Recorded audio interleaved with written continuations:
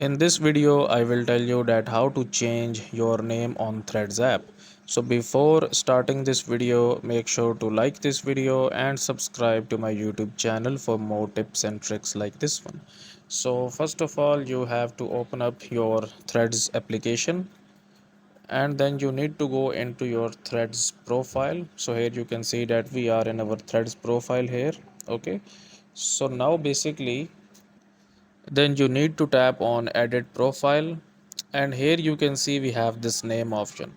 But when we tap on it, it says we will basically change it from Instagram. So we will go back and tap on the Instagram icon above your profile, and it will take you to the Instagram profile. Tap on edit profile, and when you change your name from Instagram, it will automatically gets changed on Threads app. So that's it for this video guys. If you find it useful, kindly like this video and subscribe to my channel, and I will meet you in the next video.